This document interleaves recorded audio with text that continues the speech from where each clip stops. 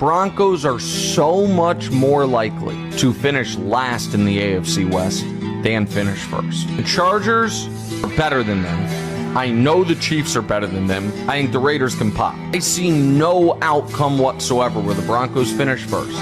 All season long, the Denver Broncos have been dragged through the mud. If you listen to analysts or go on social media, you'll hear all about the defense being underwhelming, Bo Nix taking a step back, and Sean Payton coaching poorly. But these Broncos don't care about the outside noise. They keep going out there and doing their thing. And, as a result, are now sitting pretty atop the AFC West with a 6-2 record. And Bo Nix, he silenced the doubters with 18 total touchdowns and just 5 picks. Forget the noise, the Broncos are cooking. And Bo Nix is downright scary. You would have thought that beating the defending Super Bowl champions would have been enough to earn these Denver Broncos some respect. Then, a win across the pond over the New York Jets only seemed to make things worse. Fast forward another week, and a historic comeback victory over the New York Giants, in which Bo Nix led his team to 33 points in the fourth quarter, still wasn't enough to warrant any respect. Admittedly, these performances weren't exactly perfect, but winning itself is a skill, and it is clearly a skill that the 2025 Denver Broncos have got. They've been handling business all season, but their Week 8 dismantling of the Dallas Cowboys was something more. It was a statement, and scary stuff for every other team in the AFC. This team has now found its rhythm, piecing together a perfect all-round game for the first time this year. Of course, the man leading this resurgent Denver Broncos team is quarterback Bo Nix. He was the only quarterback who came close to challenging Jayden Daniels for the Offensive Rookie of the Year award in 2024, and he looks like he is ready to take another significant step forward in 2025. No game showed that more than his Week 8 outing against the Dallas Cowboys. He completed 65.5% of his passes for 247 yards, 4 touchdowns, and 1 interception. We will get onto some of the amazing plays that Nix made in this game shortly, but first, we have to address something that happened very early in the first quarter. Something that should be just as exciting as all the touchdowns that would come soon after. I am, of course, talking about the interception. This came on just the 3rd play of the game, setting the Cowboys up with good field position and ultimately leading to a field goal. For a sophomore quarterback, even one as experienced as Nix, a disaster like this has the potential to completely shake their confidence and scramble their brain. Not Bo Nix though. When he got the ball back in hand, he stood tall in the pocket, and on 3rd and 2, he calmly went through his progressions and ripped a dart over the middle of the field to Troy Franklin, who galloped upfield for a 26-yard completion. Rookie RJ Harvey would run in a touchdown just a couple of plays later. Then, on the Broncos' next drive, Nix was dealing. He needed just 3 passes and a great run from J.K. Dobbins to move the ball 62 yards downfield for another touchdown, this time capped off by a perfectly floated pass over the middle on 1st and 10 from the Dallas 25-yard line. The Broncos had absolutely no answer for Nix on this drive, and the sophomore quarterback deserves a ton of credit for quickly forgetting about his ugly interception and immediately bouncing back with 2 consecutive touchdown drives. That is what great NFL players do, and it is great to see it from Nix so early in his career. Now, on the topic of greatness, how about Bo Nix's 2nd passing touchdown of the day, which came with under a minute left in the first half. On 2nd and 2 from the Cowboys' 24-yard line, he stepped back and fired a laser to the back left of the end zone, where only his rookie wideout, Pat Bryant, could get his hands on it. That right there is truly elite quarterback play, and the kind of arm talent that every NFL franchise is looking for in the draft. Funnily enough, this is one of the aspects of Nix's game that was most overlooked during the pre-draft process. He himself felt his arm strength was being disrespected.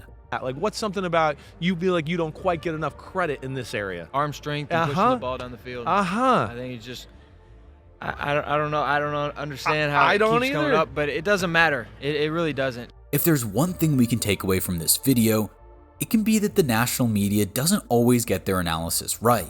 Because after a season and a half of Bo Nix being in the NFL, I think any doubts about his arm talent should be gone. This bullet on a big play if he wanted to take it, but is evidence of that. Doing a lot of moving in the pocket that's unnecessary. 3rd and 11, down the middle, Mims, he's gone, touchdown! Going back to the Dallas Cowboys game though, there really was so much for Broncos fans to be excited about. Not only was Bo Nix absolutely dialed, but this was also the first game of the season where Denver felt a significant impact from the rookies. On the defensive side of the ball, Jahdae Barron snatched his first career interception, and on defense, there were 4 touchdowns to speak of. RJ Harvey had 3 of them, coming from just 8 total touches, while Pat Bryant got on the end of 2 Bo Nix passes for 40 yards and 1 touchdown. It was him bringing in the stunning touchdown just before halftime, hopefully kickstarting a connection that will be terrorizing NFL defenses for years to come. The fact that Denver are sitting on a 6-2 record and leading the AFC West with such little input from their rookies up to now is great news for the team. RJ Harvey is capable of ripping off a big play at any moment, as this game proved, and Pat Bryant's profile as another big-bodied perimeter receiver can give Nix another reliable target. Even though Bryant hasn't made much of a mark as a receiver so far in 2025, he certainly has made his presence felt as a blocker, which is always going to go a long way to making you appreciated in the locker room. With both players finding their feet in the offense, it's clear that there is a much higher ceiling for this unit still to find, which you love to see for a 6-2 team.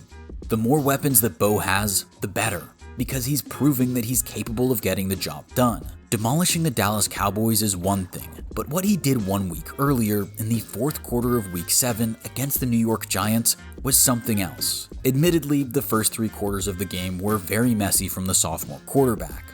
But again, just like he did after the interception against Dallas, he managed to put that behind him and produce magic for his team. The magic started with 2 minutes and 41 seconds left to go in the 3rd quarter.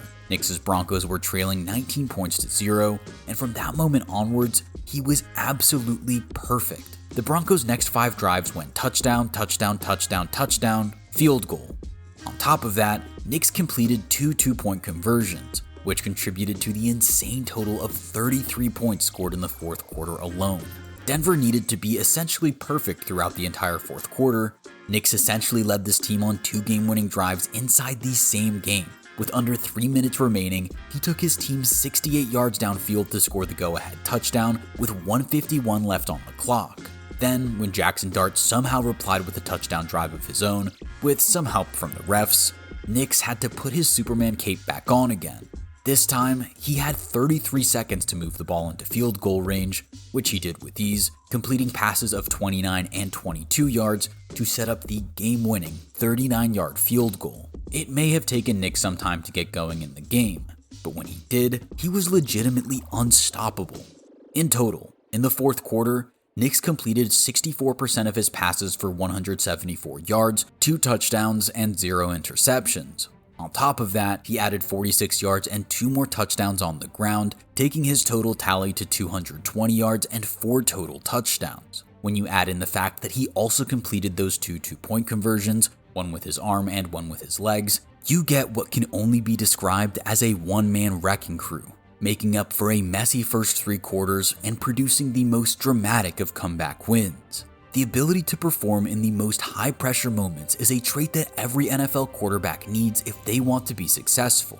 Thankfully for Broncos fans, it is a trait that Nix has. After that dramatic win over New York, Nix was the proud owner of some very impressive statistics. According to PFF, when trailing, Nix has a 76.3% adjusted pass completion rate for 1,044 yards, 11 total touchdowns, 0 interceptions, and a 101.6 passer rating. Now that will absolutely do the job, and it shows just how high the Denver Broncos ceiling is with Nix as the quarterback. And on the topic of high ceilings, Nix's recent win over Dallas added his name to a very exclusive list. He is now just the 3rd Denver Broncos quarterback to have 3 or more wins with 4 or more passing touchdowns, joining none other than John Elway and Peyton Manning. So there you have it. Bo Nix is heading to Canton. I'm joking, of course, but it really does feel like Bo has turned a corner in this 2025 season. After the frustration of a conservative game plan against the Jets and then a messy first 3 quarters against the Giants, it feels as if the shackles have been removed, and Sean Payton is unleashing his sophomore quarterback. His average depth of target in the first half against Dallas was 12.6 yards, which was comfortably higher than any other game all season, and the results speak for themselves. Nix is making fantastic passes all over the field, he's building a good connection with his rookies, and is proving a nightmare to handle as a runner. We all know just how good Courtland Sutton is, but what is especially exciting for Denver fans is the emergence of sophomore wideout Troy Franklin, who is developing very nicely with his sophomore quarterback. Franklin has been a popular target for Nix this season, and his 4 touchdowns over the first 8 games of the season were the most by any Broncos receiver. As a 4th-round pick, it was always going to take time for Franklin to find his feet, but it appears as if he has done that in 2025. If Pat Bryant can do the same at some point this season as well, Bo Nix will be spoiled for choice when dropping back to pass, especially when you factor in Marvin Mims as a big play threat, Evan Ingram at tight end, and the running backs. The scary thing to bear in mind with all of this is that the Denver Broncos don't even need to be an elite point scoring machine. Denver was the 3rd best scoring defense in 2024 and only got stronger in the offseason with solid additions in free agency and the draft. Now, they appear to be rounding into form very well. Their 36 sacks lead all teams in 2025, with Nick Bonito, Jonathan Cooper, Zach Allen, and John Franklin Myers still operating as a truly terrifying pass rush. Unfortunately, reigning Defensive Player of the Year Pat Surtain left the Week 8 clash against Dallas with a couple of injuries that need to be monitored.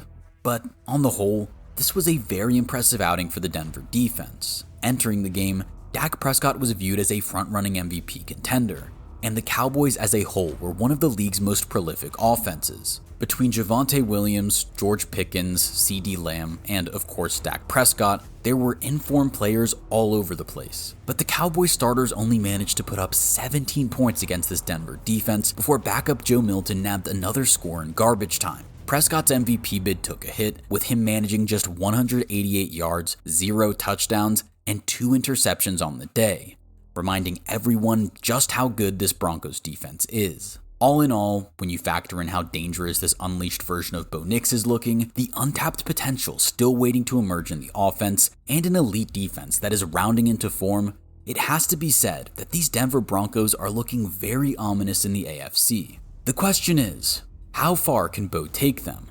Let me know what you think in the comments.